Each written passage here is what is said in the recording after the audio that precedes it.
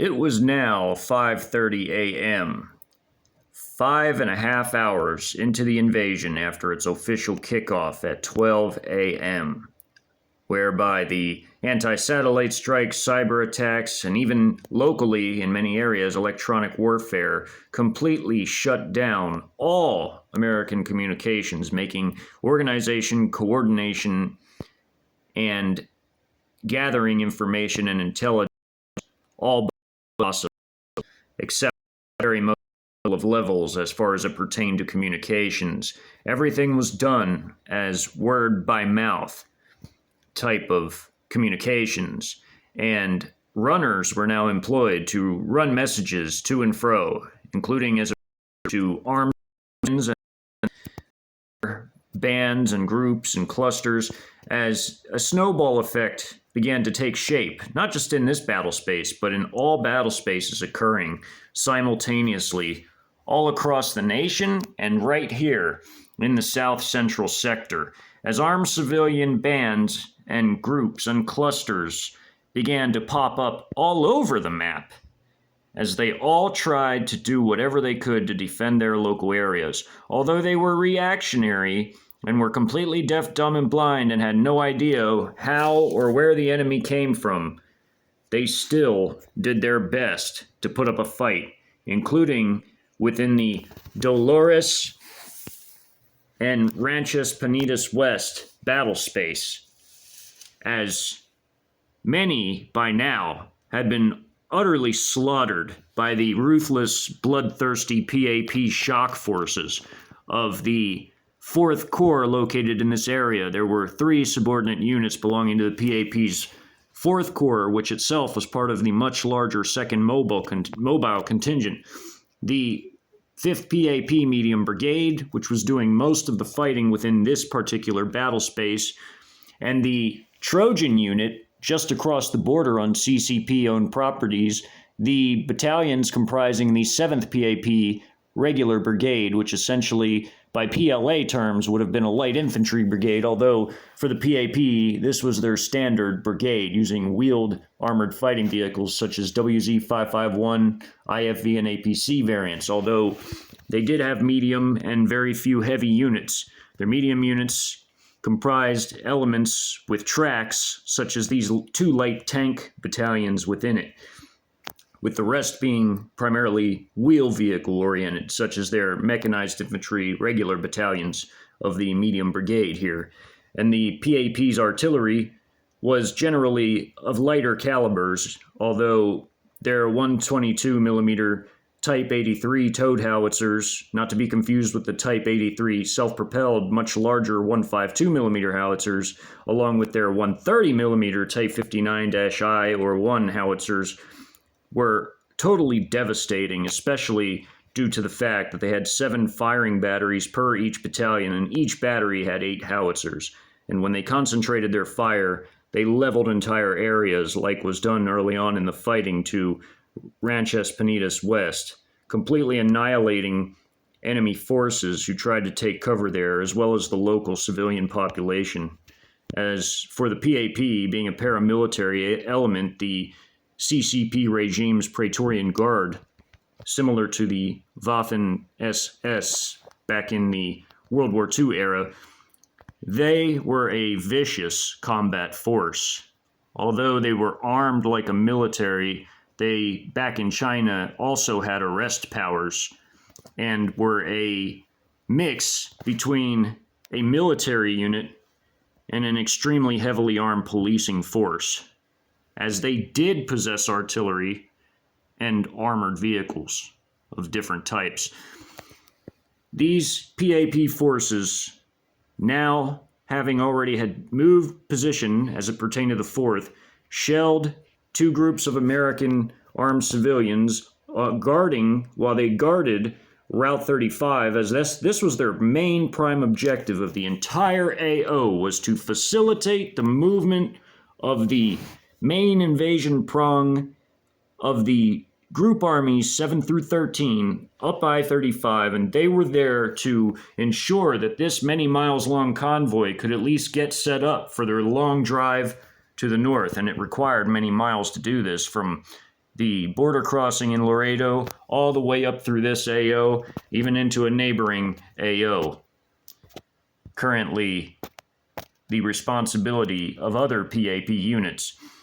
The main objective beyond supporting these convoying operations for the enormous external prong moving up from just to the south, the neighboring AO of Loredo, was to conduct pacification operations, whereby the PAP would essentially become mobile death squads and would rove the countryside looking for any and all resistance, as well as apprehending and pressing into servitude non-armed civilian populations, as well as brutalizing others, as this was a vicious war. And for them, it was a war of extermination. Between the border and San Antonio would be the area of operations of these 4th Corps units of the PAP, beyond victory in this battle. After the war, in the invasion phase, a new war would start, a war of occupation, subjugation, and insurgency as it related to the one-time defenders rising up against their occupation elements now, who would be occupying their country, colonizing it, turning it into New China. After Hour 5, right before Hour 6, the elements were already en route. These 4 battalions, consisting of these 3 mechanized infantry battalions and a support battalion for logistical support, were already, having crushed these armed civilians by this road, roughly another 200 or so, just under, before moving north to intercept the new band of civilians that had cropped up only a few hours ago and was trying to make its way to Route 83, potentially to likely travel south for I-35, hoping somehow, some way they could move inland where it would be safer. But again, it would not be safer because there were Trojan shock units already rising up everywhere throughout the nation and going straight for their objectives, beginning within mere miles of them in most cases. With this occurring and moving to intercept these armed civilians as their ISR assets, as always, their drones, even their platoon-level drones, monitored in front of them and around them, creating a whole entire radius of surveillance at the platoon level, while their higher-flying CH-4A drone, armed recon drone, which already spent its arsenal of 6 HJ-10 anti-tank missiles fired from its drone, was continuing to fly to relay data during the entire duration of this battle for these PAP forces, not returning to reload as of yet, as one last major mission within this AO had to be conducted, and that would be the destruction of the first of the 141st Infantry Regiment, being the only military unit in this AO as part of the 72nd Infantry Brigade Combat Team, most of whose other battalions were to the south fighting in Loredo. The fighting in Loredo by this time was now wrapping up in Hour 6, as was the fighting here. It was now 10 till 6 a.m.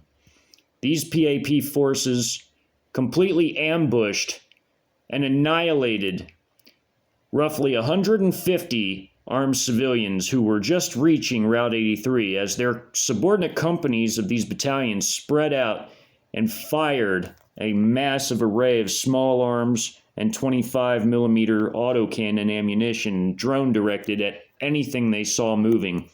Only 5 survived to fight on another day. However, they would be tracked down in the neighboring AO and mercilessly slaughtered, likely by either a drone or a loitering munition, or perhaps even a ground unit out on a patrol.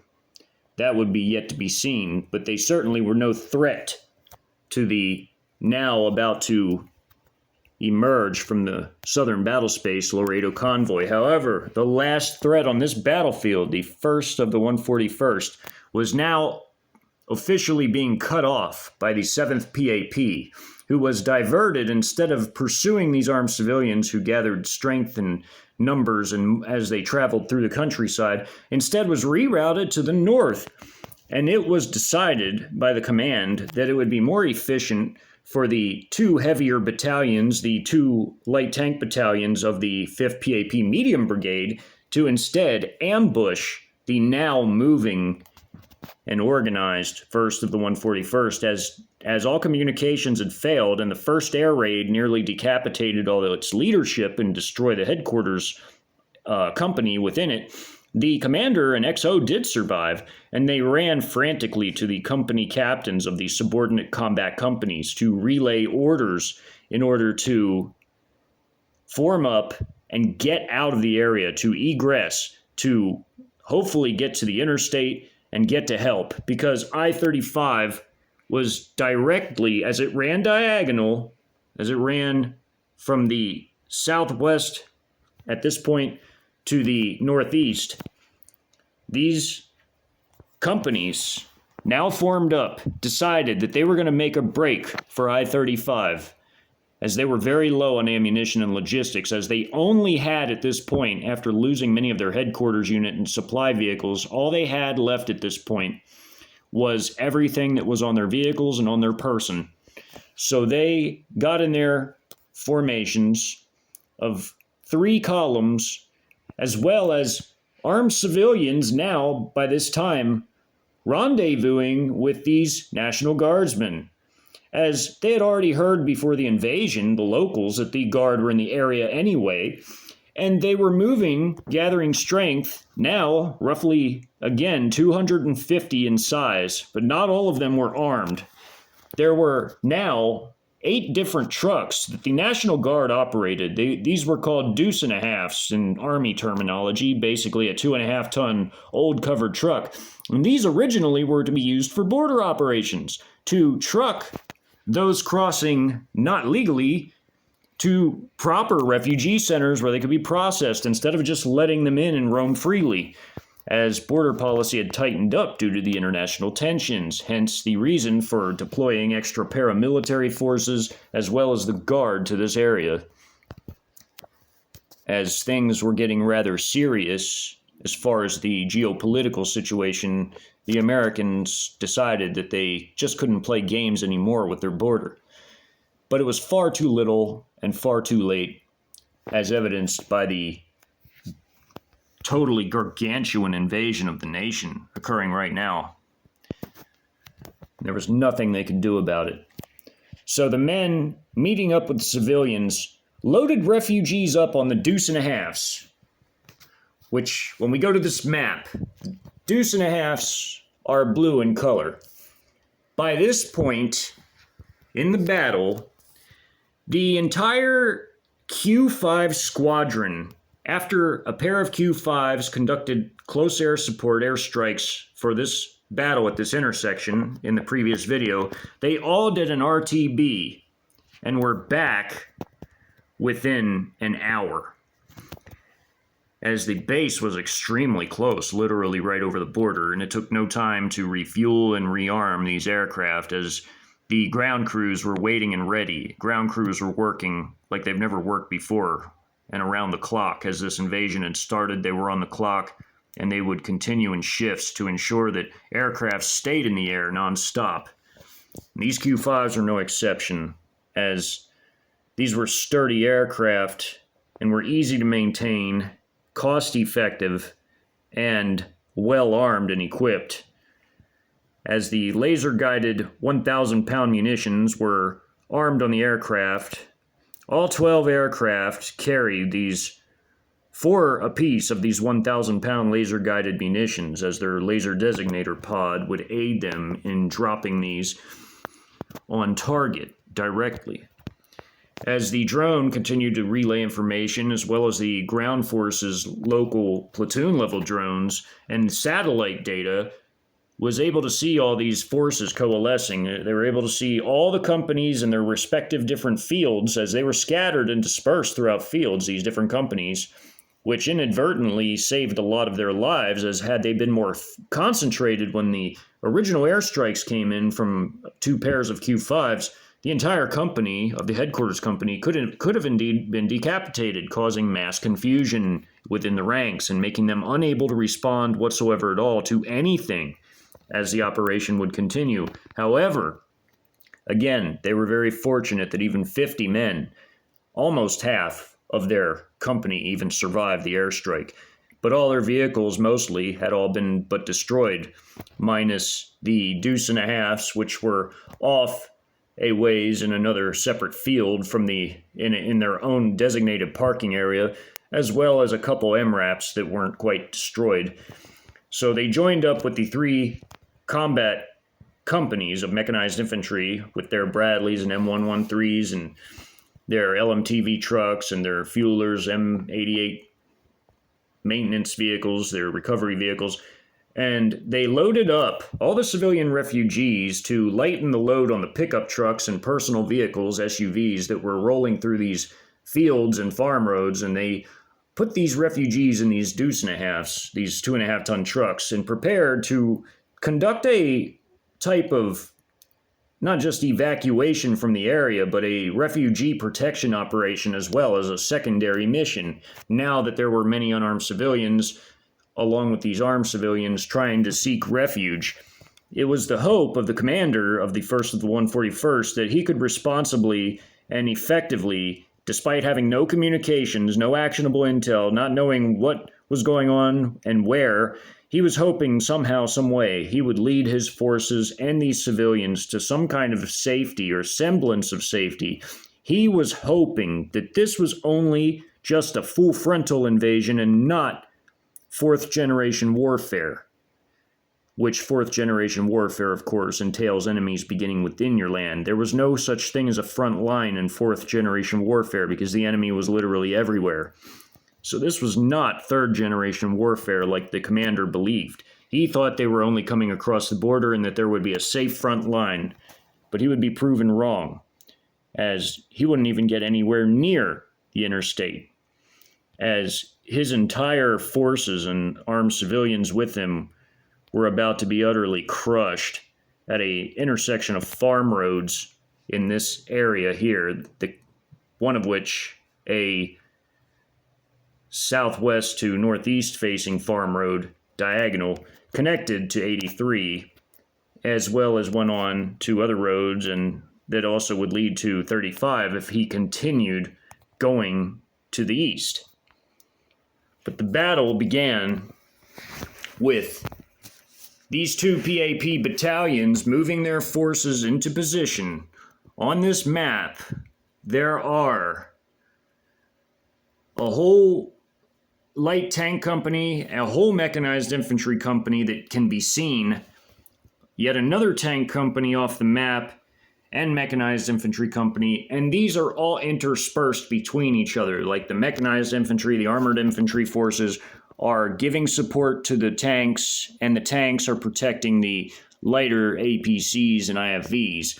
And they have all lined up to block the road and ambush these American forces now moving across the open countryside and along this farm road that runs from the southwest to the northeast and connects to this farm road, which this also goes on and connects to the nearby 83, which they had just come from the southeast into this area to ambush what remained of the 1st of the 141st Battalion, the 1st Battalion of the 141st Infantry Regiment, which was a battalion belonging to the 72nd Infantry Brigade Combat Team. This time also, the headquarters battalion had by now moved into Dolores, and its drone sections had just reloaded 48 new drones. And these drones were armed with heat warheads or high explosive anti-tank for just this mission,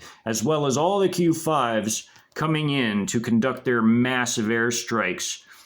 All 12 came in and dropped their munitions on this massive group of vehicles, alongside of these loitering munitions coming in and hunting on AI mode for any surviving vehicles they could find.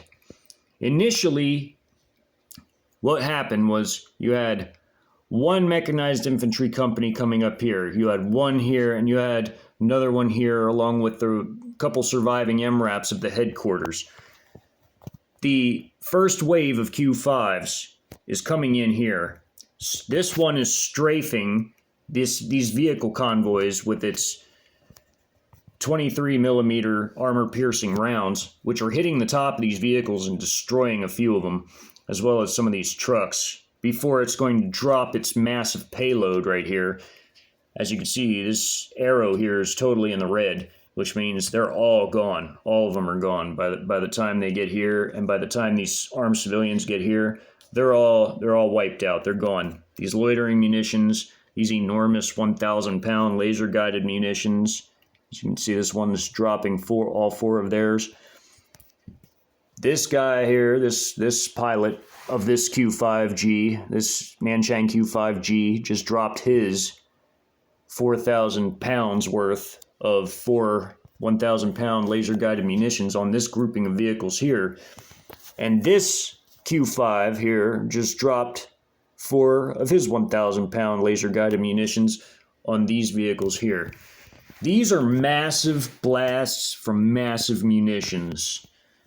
This causes literal changes on the Richter scale, and you really feel it. Even from one 1,000-pound munition, it is such a blast. It hits such a powerful explosion. You can feel it. It'll shake the ground. This house has already been destroyed by the crossfire from the ambush.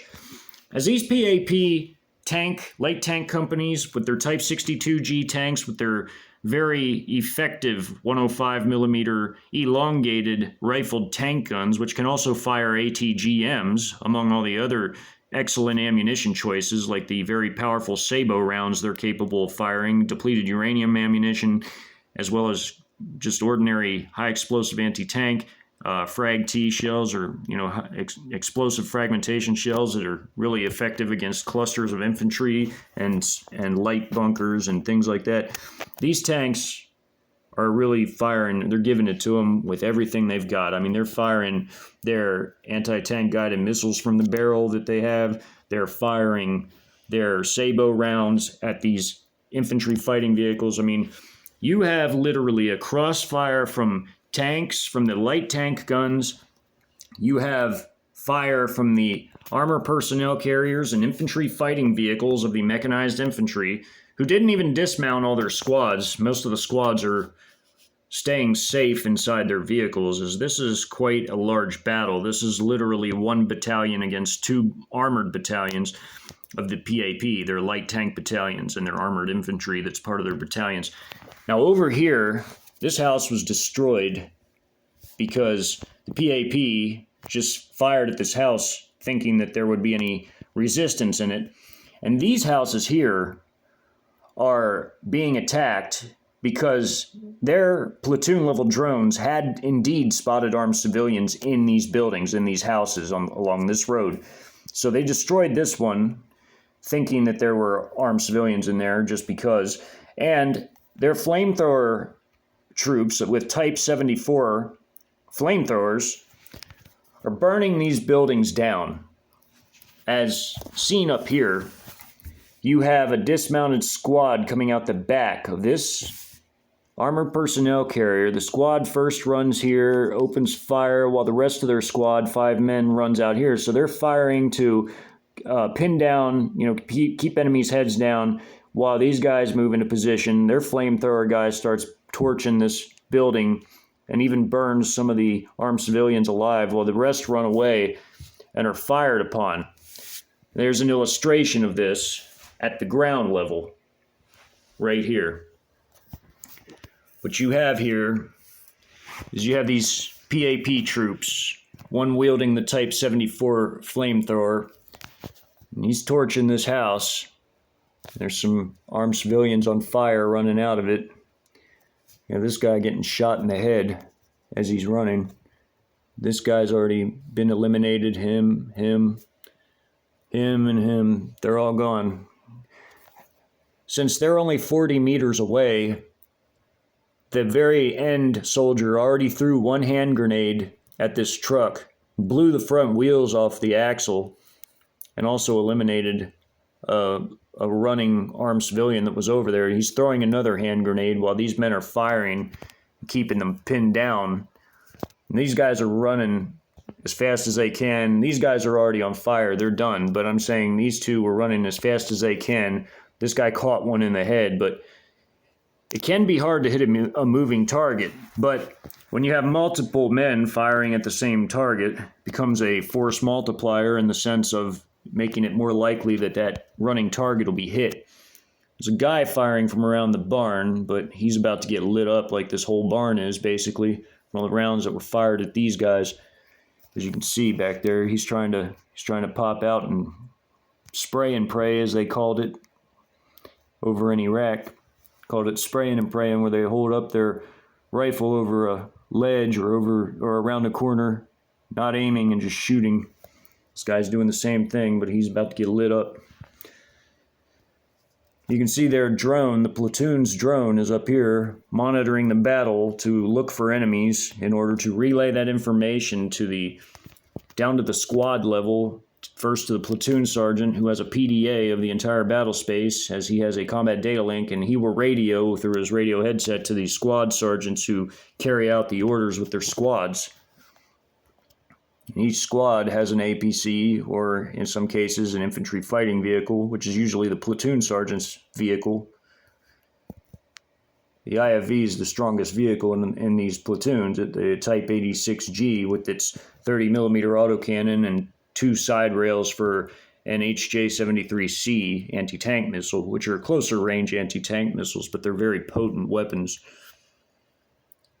Also the coax, of course, on the IFVs.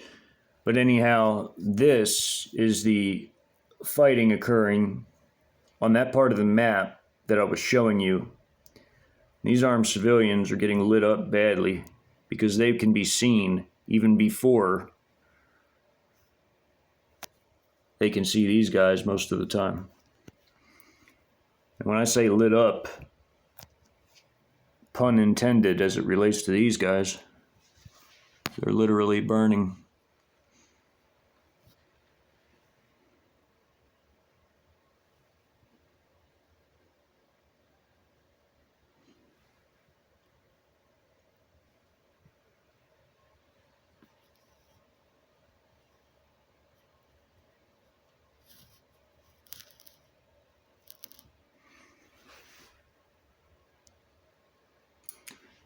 As this battle was underway, 2 tank platoons belonging to the 1 tank company in this area, with the other 2 setting up in ambush positions, raced up this farm road to block.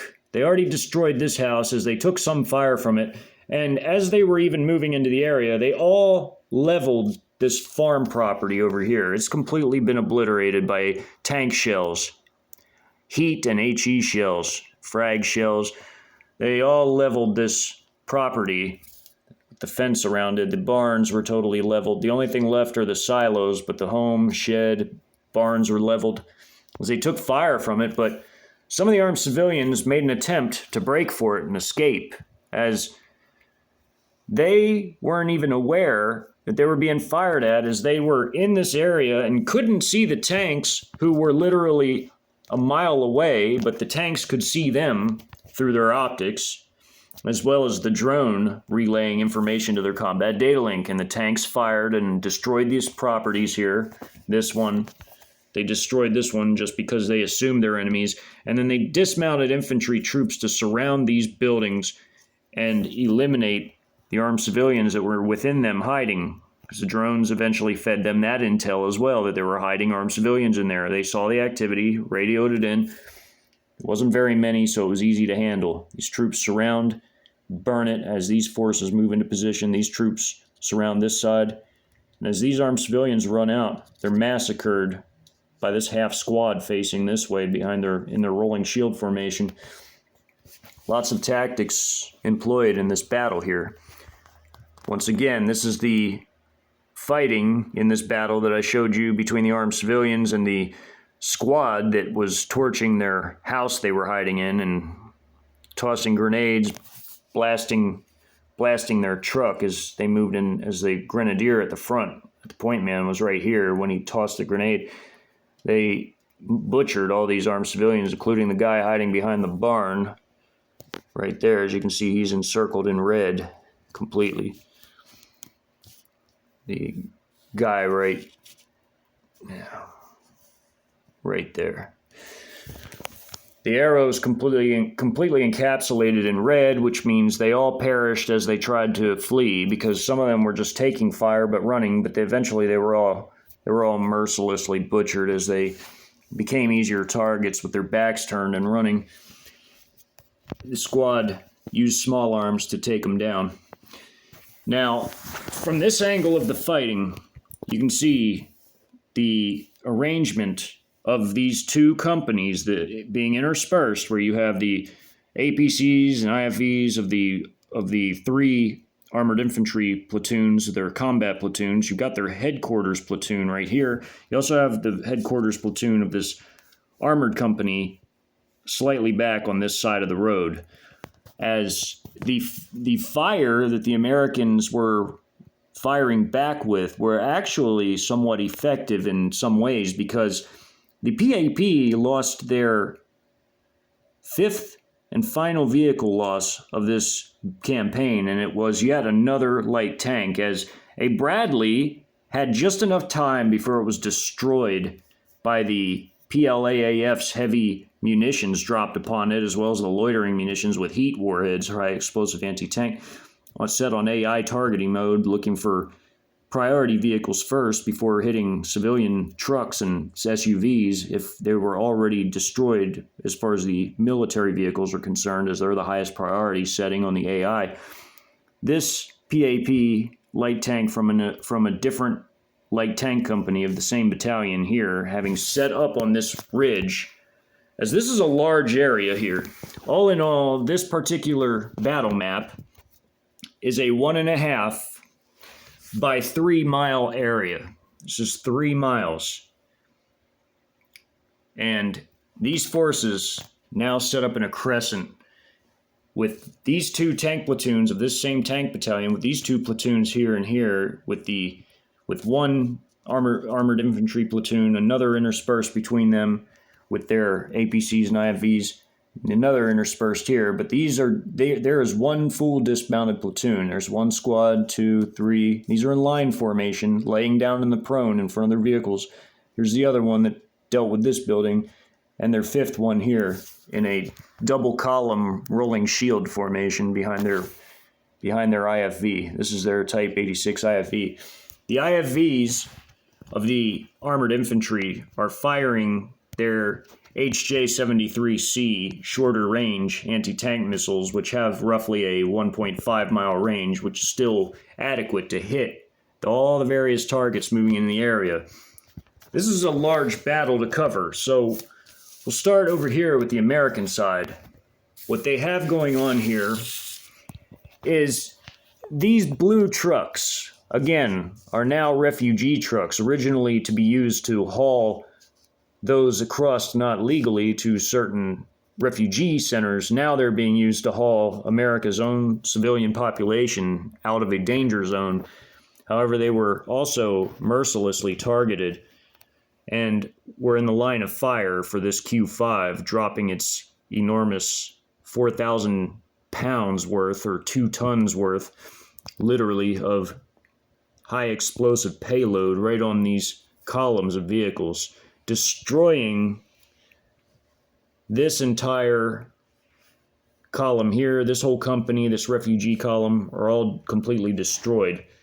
And there were a few surviving vehicles from the strafing, but then by the time they got here, this Q5 dropped its payload right here, eliminating all of these forces here by this destroyed house. It's already been eliminated by tank shells. As you can see, the smoke coming out of these destroyed homes. They're freshly destroyed, so that's why they're smoking a bit. Debris flapping in the air, dust out in the desert here. And these munitions, these loitering munitions, are just starting to come in as well with their heat warheads. Now you can see all these armed civilians in their little trucks, their pickup trucks, SUVs, even some in personal cars, trying to get the hell out of the area as quickly as possible. Out of sheer fear, some of them jump out of the backs of the pickup trucks and run on foot.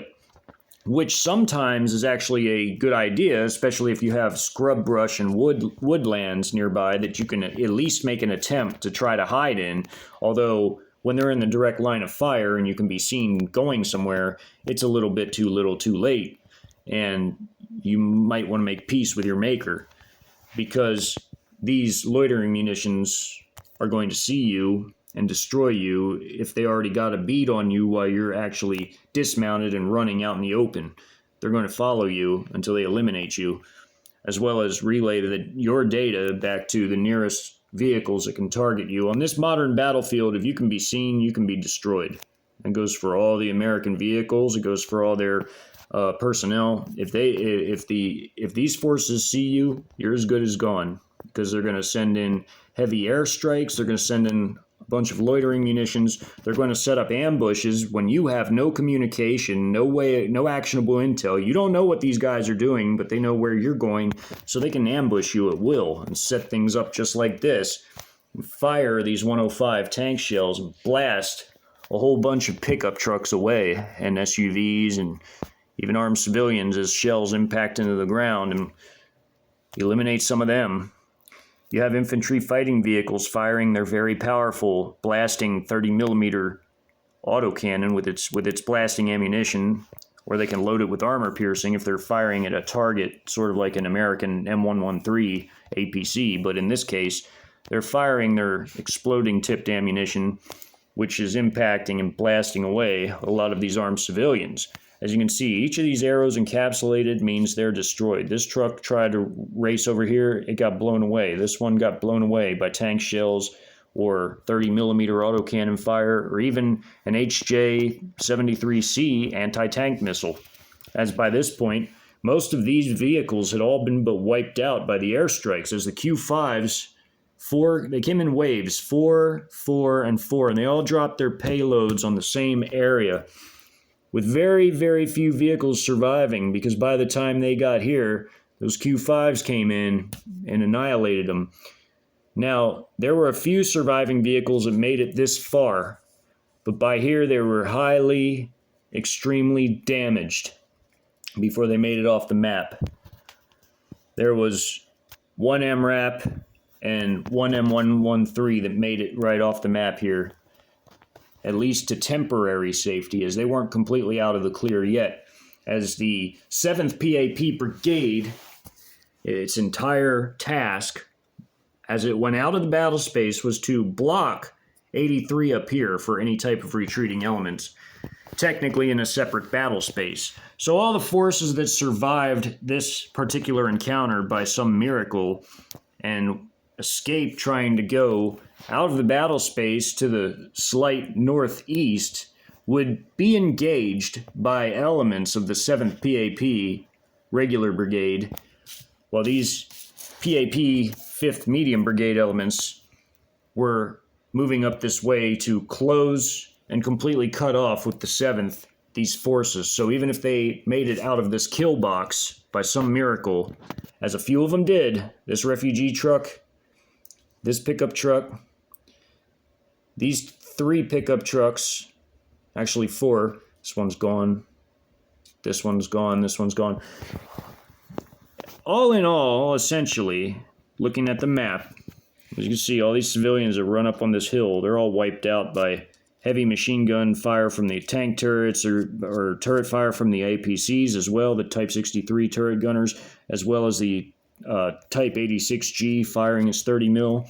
Just blasting all of these, along with the loitering munitions flying in waves. There was 48 fired, a fresh wave of 48, all armed with heat warheads, crashing into anything that survived in this area. And all 48 were used up. They hit everything in this area. And so all that really survived was a refugee truck, 1, 5 pickup trucks, an MRAP, and 1 M113 APC. Literally, the airstrikes took out 90% of these armed civilian forces between all 4 Q5s, with the loitering munitions taking out another 5%, with the tanks and mechanized armored infantry forces of these two battalions, which there were only several companies in total present, tank and mechanized armored infantry with them here. Tank, armored infantry with them here. So really like 4 companies, essentially, it was, against the remainder of the 1st of the 141st Battalion, our infantry regiment, which itself is a battalion, again, of the 72nd Infantry Brigade Combat Team. But now, by this time into the battle, this all occurred. This was an extremely short amount of time. From the time this begins with these at first Q5s, 4 of them dropping their munitions, from this time, and these houses being burned and razed to the ground, from that to the end of this entire battle here in this large area was literally only under 15 minutes. This was a 14-minute engagement between the waves of Q5s pounding this large area, annihilating all these vehicles, along with the CH-901A loitering drones coming in with their heat warheads, hitting pickup trucks and any few surviving military trucks, which really there weren't any except 2 vehicles, an MRAP and a M113 that made it up here and almost off the map safely, but they would be encountered and cut off and engaged, as well as a few on foot making it to safety. These guys were engaged, but they survived. These guys also survived. These guys were wiped out, and this guy was wiped out, or these 2 were wiped out as well, trying to flee the area. By the time they got out of the area, these tanks rolled up here and had cut everything off and were firing everything they had in an L shape. So this was a giant kill box, like a crescent. So it was like an L shape, essentially, a kill box, like many others, and they basically obliterated everything. But in war, which is a reality, sometimes a few slip away. But those that slipped away, by the time this very short, rapid engagement concluded, those that slipped away were mercilessly hunted down by a single company out of a single mechanized infantry battalion belonging to the 7th PAP Brigade, who by now had spread out outside of this battle space and formed an outer large massive cordon to essentially catch the stragglers, while the PAP's 2 light tank battalions remained in this area with these 2 platoons out of this company having cut off the road and provided a field of fire along with the elements of the 7th PAP just off this map. They all had fields of fire, and the drones directed the coordinates to all the survivors, the very few out of this entire battle, and they were all liquidated by tank gunfire or 25 millimeter autocannon fire from the wheeled WZ-551 armor personnel carrier variants used by the PAP's regular mechanized infantry forces, as well as turret gunners operating 12.7 millimeter heavy machine guns. They were all annihilated.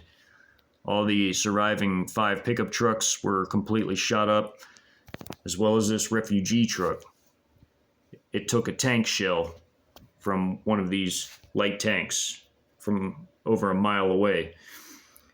And the M113 and MRAP that survived were destroyed by 25 millimeter fire as they went directly north and ran into the elements of the PAP's 7th Regular Brigade, which the 25 millimeter lit them up and completely finished them off, as they had already taken quite a little bit of battle damage, as the vehicles definitely had battle scars, as it was said, but they limped away only to their own destruction at the very end of the battle. By 6:15 a.m., the first of the 141st Infantry Regiment had been annihilated by the combination of well-directed airstrikes with laser-guided precision munitions, dropped literally on the vehicle tops, which blasted craters in a massive area, along with the well put together crescent shaped ambush of the PAP's 2 light tank battalions, only utilizing 4 companies out of one of the battalions with the others sitting back. This engagement happened so quick and was over so fast that the full 2 battalions didn't even have time to join the battle and join the crescent shape, as these forces and the civilian forces with them, in all their pickup trucks, personal vehicles, on foot, they were all annihilated by the combination of all the loitering munitions, the CH-901As with their heat warheads, the precision airstrikes from the entire Q-5 squadron flying in waves of 4 over the battlefield, dropping their laser-guided munitions directly on vehicles and annihilating whole columns that way, as these were highly potent munitions that caused enormous blasts. While again, I-35 had been fully cleared by the other 4 battalions, the other half of the 5th PAP Medium Brigade, who had by now established its position here after annihilating these just under 200 civilians, with only 5 survivors again limping off to be picked off later by either drones that are armed, loitering munitions, maybe an airstrike, or ground forces or artillery strikes. They weren't a threat, as they were so small in number, and several were wounded. They would be let for the time being, while they validated their total control of this battle space, as this entire zone here that the PAP was responsible for, this entire Dolores Ranchas, only completely consolidated, but this area was now totally subject to the whims of the brutal PAP, who would now conduct pacification operations as they waited within this area officially for the invasion prong, the enormous invasion prong of the 370,000 troops and full complement of heavy vehicles as well as logistical elements rolling up I-35 in the form of group armies 7 through 13 with PAP elements now operating behind their advance, as their responsibility was to cleanse this entire border area, as these PAP elements would essentially turn into roving death squads who would go town to town and would essentially pacify or cleanse the countryside, as it was said, preparing for colonization. As federal paramilitary, unlike the more humane PLA forces, these forces were hell-bent on conducting a war of extermination, as well as pressing many others into servitude as per their orders. But when they didn't receive orders to do that, they did what they specialized in, which was sheer brutality, as they not only were experts in crushing insurgencies, they were also experts when it came to interrogation and when it came to many other methods. As the war rolled on, in the most literal sense, with forces of the Trojans breaking off of their CCP properties and consolidating and taking control of their AOs and objectives, and the externals racing in to reinforce them, and in some cases even relieve some of them, as in the case in Houston, relieving one group army so that it could go up and set up a new AO for occupation at a later time, after the invasion ended. As the combat raged on, perhaps the largest border battle of all, as far as what occurred in this south-central border sector alone, The largest border battle of all was the Battle of El Paso and Fort Bliss. And this will be the next battle covered. And this was a large battle with many dynamics in play. As a Trojan unit, the 14th Pakistani Division, Infantry Division, the 18th PAP Light Armored Brigade, and the 14th PLA Group Army were all present and there to crush the American regular military forces that inhabited this base, along with all their equipment and gear, as the 1st Armored Division, as well as the other units based there, including rear detachments for deployed units that were still on the post, were all set up for failure in many epic ways, which will all be covered in great detail in this large Battle of El Paso. As the battle at Ranchas, Penitas West, and Dolores, handled by these PAP shock forces, was a relatively small battle by comparison, with only 20,200 troops as far as the PAP units operating in this battle space, compared to the 370,000 in the Loredo battle space, as well as the 80,000 operating in this battle space, 4 times bigger than the forces, at least in this small but highly strategic, as far as its importance due to its proximity to I-35, this small but strategic area. As a different invasion route, I-25, had its gateway literally basically next to this large American military installation. Therefore, this also was a key strategic area, vital at least to the western part of the south central invasion sector as a whole, and therefore would need to be crushed vigorously, avidly, and quickly as it related to finishing off the American forces holding that section of border. And there are many other battles to go over in this entire documentary, this being the largest documentary project out of all the invasion work in this series.